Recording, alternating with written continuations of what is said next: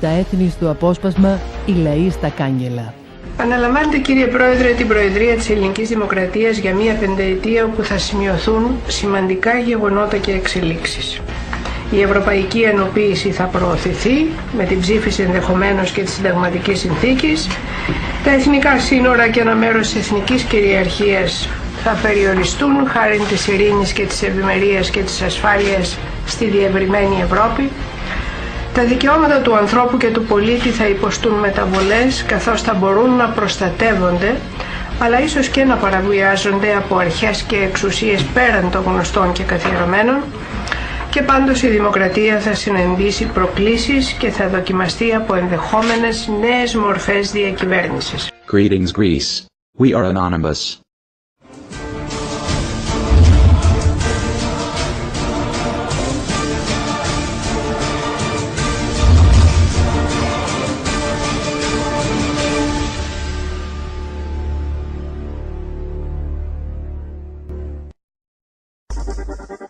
What is going on in your country is unacceptable.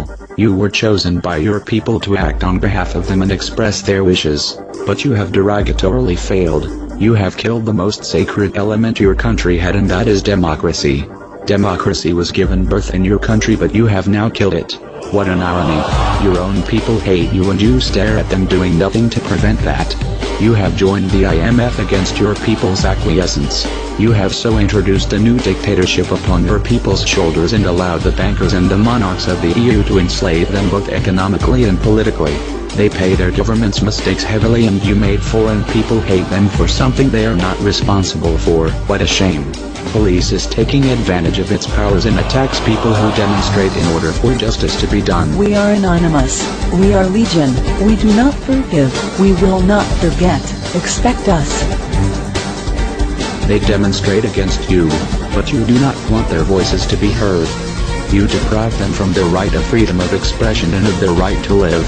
Your arbitrary actions must be punished. By signing the ACTA bill, you are going to deprive your people from further freedom, and you are pushing them one step towards oppression. You ignored our warnings, and now we are in charge. We are anonymous. We are legion. We do not forgive. We do not forget. You should have expected us. People should not be afraid of their governments. It's governments that should be afraid of their people.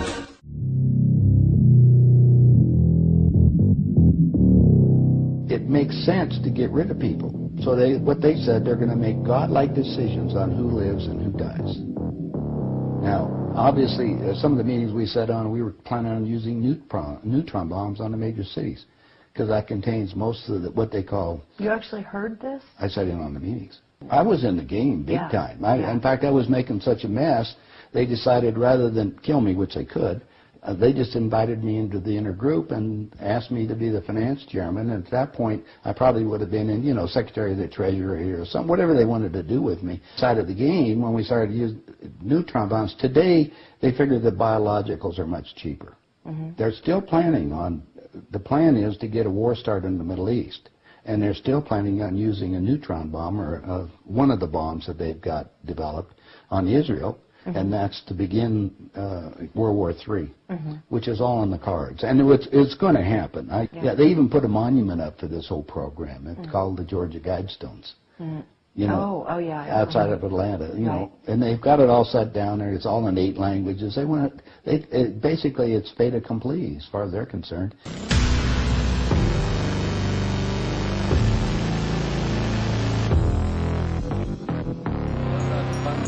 Είναι και παραμένει ισχυρός υποστηρικτής του ρόλου του ΟΗΕ στην παγκόσμια διακυβέρνηση, ακολουθώντας ιδιαίτερα ζητήματα όπως και τους στόχους της δεκαετής χιλιετίας,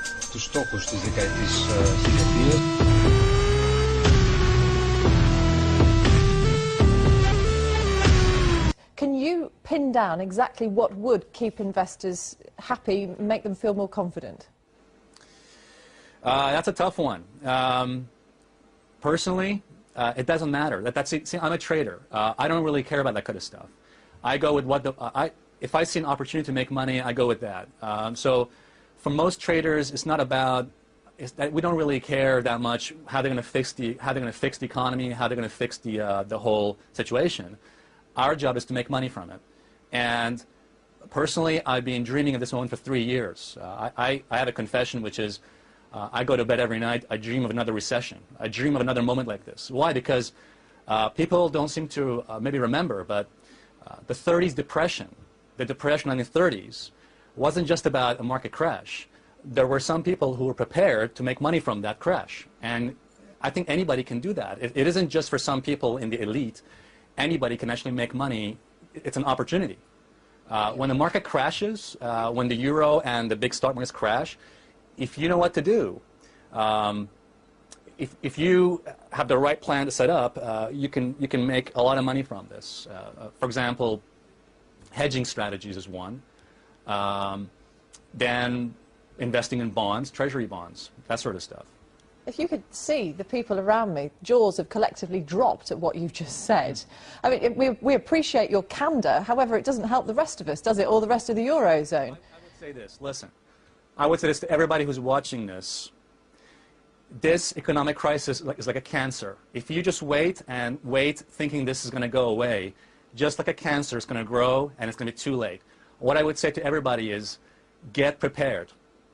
This is not a time right now to wishful thinking the government is going to sort things out. The governments don't rule the world. Goldman Sachs rules the world. Goldman Sachs does not care about this rescue package, neither does the big funds. So actually, what I would actually tell people, I want to help people. People can make money from this. It isn't just traders. What they need to do is learn about how to make money from a downward market. The first thing people should do is protect their assets, protect what they have. Because in less than 12 months, my prediction is the savings of millions of people is going to vanish. And this is just the beginning. So I would say be prepared and act now. The biggest risk people can take right now is not acting. Reading your book, The Bank, How Goldman Sachs Rules the World, in short, Goldman Sachs manipulated Greek statistics to facilitate Greece's entry into the euro. What really happened, and at the end of the day, who really profited? Who profited the most from that deal? A Greek-born banker from Goldman Sachs had this idea of creating a product that will help countries hide a bit of their debt, take off their debt to put it off the balance sheet. And so she went to go to the Greek government, Mr. Simitis, saying we can do that for you. Yes. The problem is that it was helping a country to cheat, to enter into the euro, even if Europe was very keen of having Greece. Yes. Goldman Sachs did help Greece to massage the figures. Who won? Well, short term, Goldman Sachs made a lot of money, and Greece went into the euro. Medium term, Greece is in a mess today, and Goldman Sachs is full of scandals. Continuing, we see that you say doing business with Goldman Sachs is like swimming with sharks. It is a very dangerous, extreme sport. Do Goldman Sachs clients stand any chance of surviving in such dangerous waters? Goldman Sachs clients know very well that it's a double-edged game, that on the one hand, they will have the best advice, and that's why they pay for it, and on the other hand, Goldman Sachs can use the information.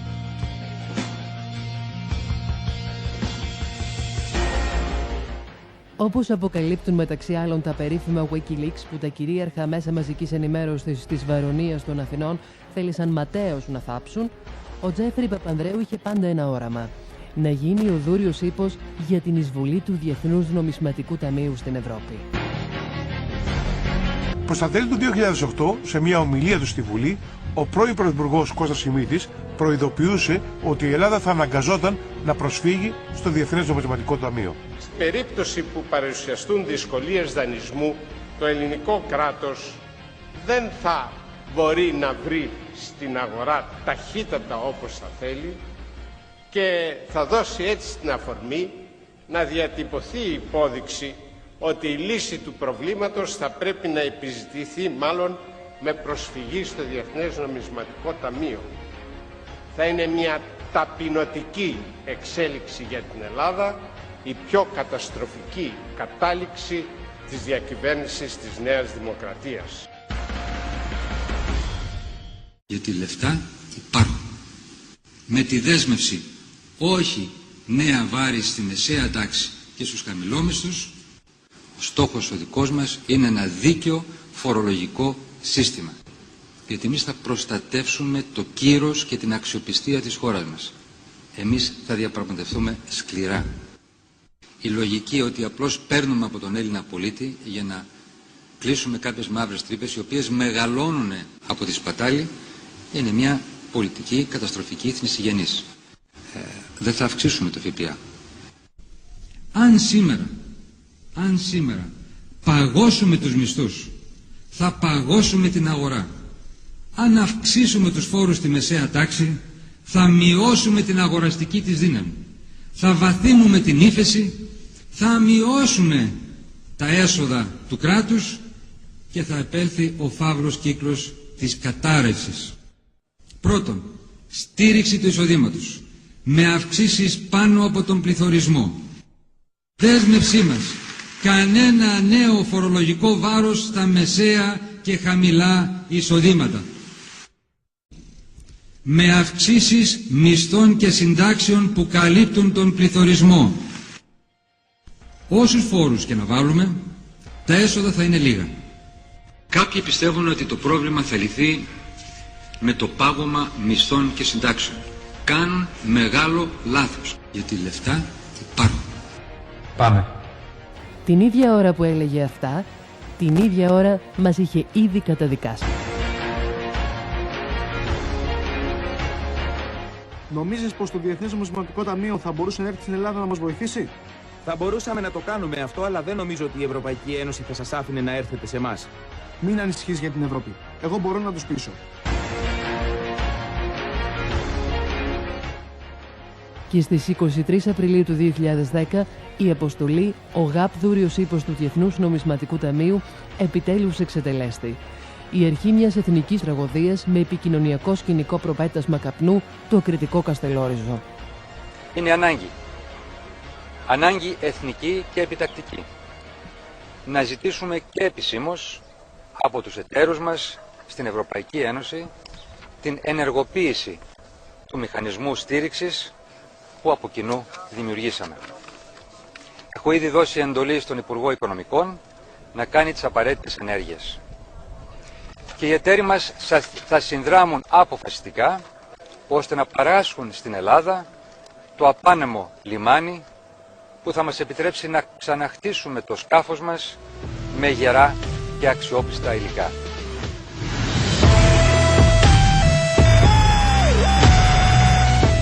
Έτσι φτάσαμε στον εκβιασμό του πρώτου μνημονίου. Είχαν προηγηθεί εκτός εθνικών συνόρων οι ταμές δηλώσεις του Μιρέα Παπακοσταντίνου περί ελληνικού Τιτανικού, αλλά και το ραγιαδίστικο κυβερνό μια διεφθαρμένη χώρα. Τα σπρέ των ομολόγων παίρνουν φωτιά, ενώ κάποιοι κερδίζουν δισεκατομμύρια από τα CDS.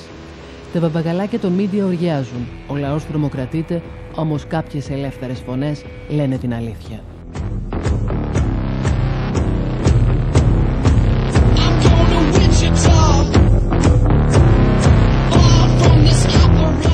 Η Ελλάδα πλέον δεν είναι ανεξάρτητη με βάση αυτή τη σύμβαση.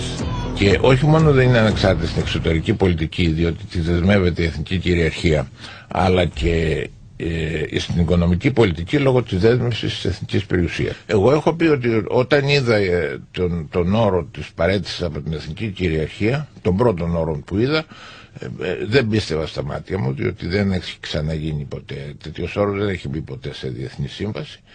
Και έχω πει επανειλημμένως ότι ένας τέτοιος όρος δεν υπογράφεται ούτε με το πιστόλι στον κρόταφο. Είχε και μια άλλη διάταξη η οποία παραβίαζε το πολίτευμα της Ελλάδος.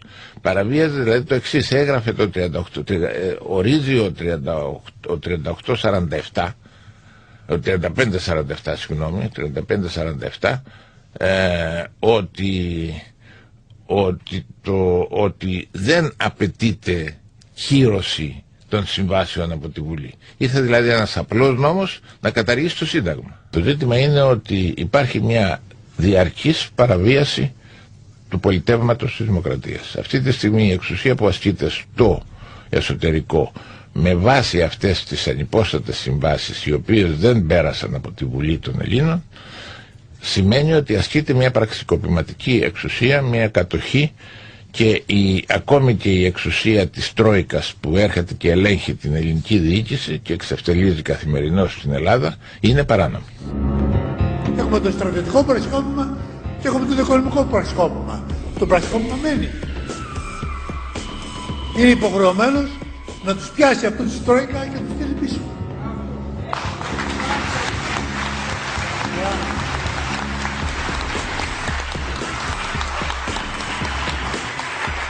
Μας έχουν τυλίξει σε μια κόλλα χαρτί αυτοί όλοι.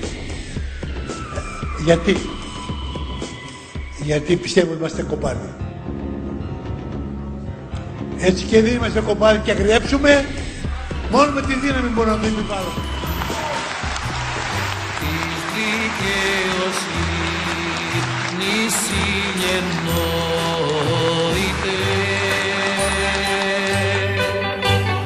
Και μυρσίνη εσύ δοξαστική.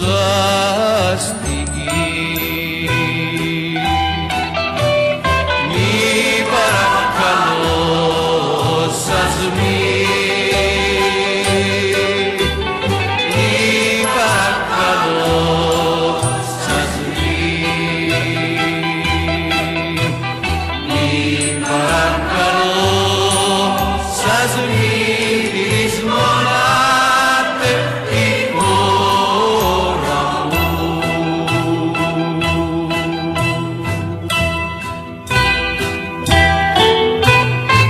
Δείτε πώς αντιδρά στο άκουσμα του μνημονίου ένας γνώστης της ιστορίας και του οικονομικού παρασκηνίου, ο δημοσιογράφος Max Kaiser.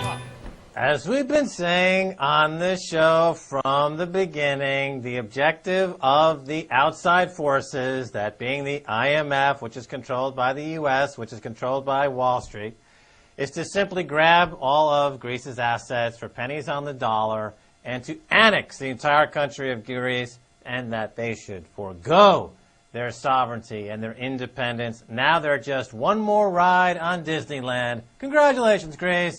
You're now insignificant. Your entire 5,000-year history just got flushed down the toilet.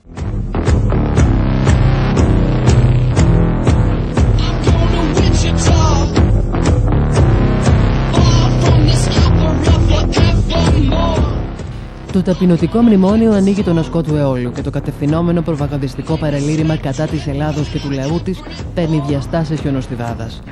Προεξάρχοντες οι Γερμανοί με ανιστόρητες αναφορές και σχόλια νεοναζιστικού τύπου. Danke, Harald. Ja, um das heutige Griechenland besser zu verstehen, da müssen wir weit, weit, weit zurück, nämlich bis in die Antike. Denn der Erfindungsreichtum der alten Griechen prägt bis heute unsere Kunst, aber natürlich auch unsere Kultur. Sie erfanden den Analverkehr.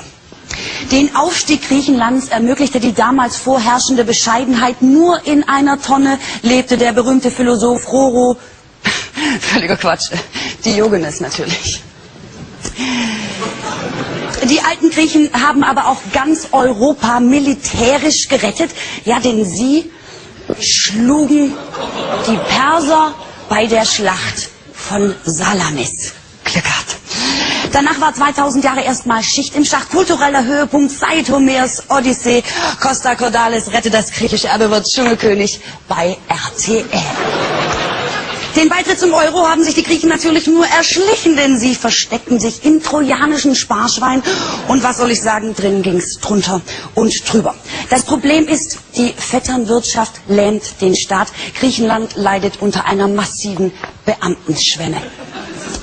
Die EU setzt die Griechen natürlich jetzt unter Druck. Athen muss sparen und falls das nicht funktioniert, dann schicken wir neben ihm hier noch ein paar andere Altlasten rüber. Vorsicht. Wenn es bei den Griechen jetzt trotzdem nicht hinhaut, kann ja passieren, dann ein konstruktiver Vorschlag jetzt für die EU, einfach Griechenland an die Türkei verkaufen. Da freuen sich alle und früher oder später haben sie sich ganz doll lieb.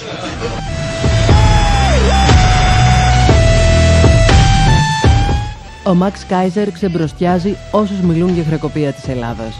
Αποκαλύπτει με επιχειρήματα την απάτη και περιγράφει πώς η χώρα μας, και όχι μόνο, αποτελεί θύμα των επιθέσεων της οικονομικής τρομοκρατίας. The question for the Greek government is why no arrests of Goldman Sachs bankers. You know, in the Netherlands yesterday, they talked about banning Goldman Sachs. In the United Kingdom, they're talking about banning Goldman Sachs. In the United States, the SEC now has got a case pending for fraud against Goldman Sachs. Goldman Sachs is the one that got Greece to skirt the Maastricht Treaty to join the euro with accounting fraud. These debts were all created under fraudulent inducement, and the Greek people have no responsibility to pay them back whatsoever. And what we're seeing right now is a classic case of financial terrorism. The IMF is holding out a package of monetary relief, which they say, well, we have it here for the Greek people to take, while at the same time, the bankers and the hedge funds are attacking the Greek bond market, forcing the yields up to 8.5%, soon to be 9%. You talk about the bankers and the investors. What about the actions of the Greek governments, past Greek governments? And Martina was pointing out that there have been a series of bad decisions, there have been mismanagement, there have been misrepresentation about the financial status, and they didn't abide by EU rules. The people should seek a regime change in Greece if the Greek government's in bed with Wall Street bankers. That's tyranny. But my point is that the Greek economy has been targeted by the banks on Wall Street, including Goldman Sachs, for 10 years. To say that, well, it was only $2 billion initially, that's the defense of a rapist. And to say that it was only $2 billion is saying, well, they were just a little bit pregnant with massive fraud. That has just escalated over the past 10 years. Goldman Sachs and the Wall Street banks already own now, I believe, the lottery system and the airport fees. They're going to go after other income-producing aspects of the Greek economy. They're going to bust it out. It's arson. They want to burn that Greek economy down. They want to control the income-producing properties, and they're going to move on to the next weakest link in the Eurozone, probably Portugal. The Greek people need to stand up to financial terrorism or lose their freedom and sovereignty. It's as simple as that. Greece is now in a position where it looks likely that it's going to have to activate this loan, this emergency rescue package mechanism. What about the small print to that? Because the devil's in the detail, isn't it? Well, that's what I'm trying to say, Julie. It's a stealth takeover of all the income-producing assets of Greece, and they're using this current bond crisis, which is manufactured by Wall Street and the hedge funds. The crisis is manufactured. It's not a natural, organic crisis that's happening from just on its own. It's a controlled assassination of the Greek bond market by financial terrorists. Is the Greek government appeasing terrorism? It's exactly what they're doing. The Greek people need to seek a regime change and get rid of this government because they're in bed with the financial terrorists. Okay. Or lay down. Really, let me explain something to you. 6 months ago, John Paulson sat down with Goldman Sachs bankers in Greece, took a picture of the situation, and started to short Greek bonds. This is the same John Paulson who's now named in the lawsuit, the SEC, against Goldman Sachs for massive market abuse, market manipulation. Don't you get it? They picked Greece as a hit, and they're destroying it because they want to take it down. There's no out. There's no way out of this.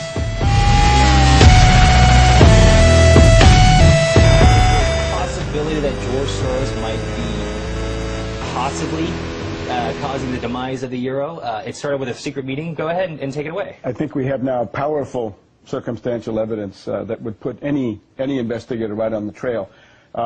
It's an attempt to create a new world monetary crisis. It's economic warfare to defend the dollar by attacking Greece, and through Greece attacking the euro. And the thing that's been revealed now in the last couple of days by the Wall Street Journal is a secret dinner at a Manhattan townhouse on February 8th, which was attended by a group of hedge fund predators.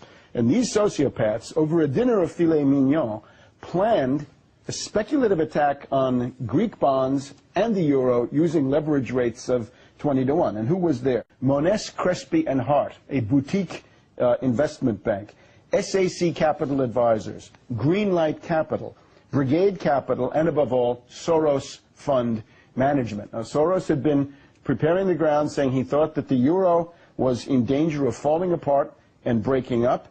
And the idea is to organize a bear raid against the euro as a means of relieving the speculative pressure against the dollar. And, of course, Greece is the weak flank. They say that the consensus around this table over the filet mignon, any outcome of the Greek debt crisis is going to be very bad for the euro. And then they go on to say, in this Wall Street Journal account, that as soon as you get Greece going, that's the first domino. After that comes Spain, Portugal, Italy, Ireland, and of course California, and Great Britain, and indeed the United States. And one of the people, the guy from Brigade Capital, said, Greece will be a contagion that will infect all the sovereign debt in the world. In other words, government debt, national, state, local, provincial, of all national states. So we're getting towards a situation where it's either the hedge funds and the zombie banks will drive the national governments into bankruptcy, or the governments will put these hedge funds into receivership and protect themselves. Now, this is only one of a couple of cabals that were mentioned by the Wall Street Journal. Another one is Paulson and Company. It's different Paulson. It's not the same Paulson. Hank Paulson. Globop Financial Services. And then we have a group of zombie banks, all of them surviving because of U.S. taxpayer money. That would be Goldman Sachs. They couldn't be out of it. Bank of America Merrill Lynch, and Barclays Bank. And remember, they were saved by the U.S. through AIG derivatives payments. So a lot of these people, of course, there to make money, but there's also a political purpose. It's to mask the weakness of the dollar. The dollar reached a low in the first week of December after falling all during the fall at about $1.50, 51 to a euro. Since then, the euro has been losing. So it's a support operation for the dollar. Now, the London Economist and the Wall Street Journal and the Financial Times have all been mocking the Greeks and Prime Minister Zapatero of Spain, who has talked about international speculative conspiracy. They say, look, you guys are paranoid, this is conspiracy theory. But here we have it. What we have in front of us is I think under U.S. antitrust law, this may fulfill the definition of a criminal conspiracy and restraint of trade. And if they were doing this in the U.S. stock market, that would be a pool, and that would be illegal. So I think it's clear that what Greece needs is not austerity, but they need to do things like ban derivatives. They need to outlaw credit default swaps.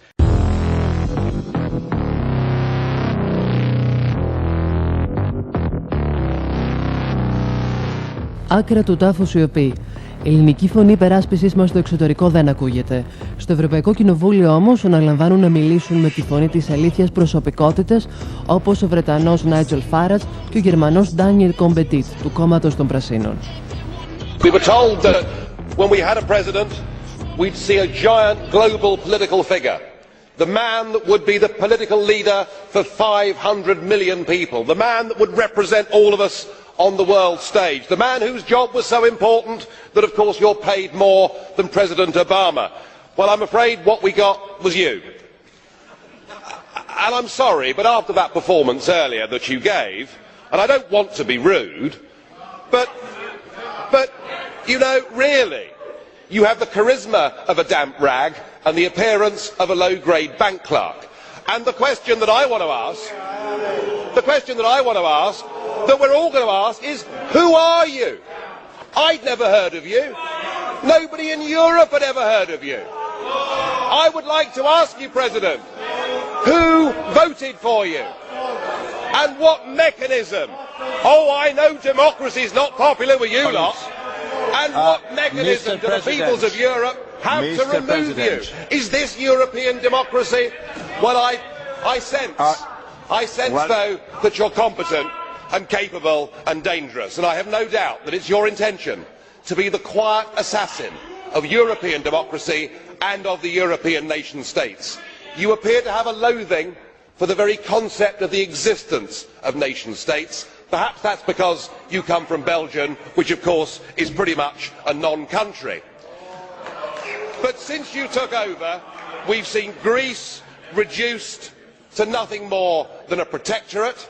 Sir, you have no legitimacy in this job at all, and I can say with confidence that I can speak on behalf of the majority of the British people in saying we don't know you, we don't want you, and the sooner you're put out to grass, the better.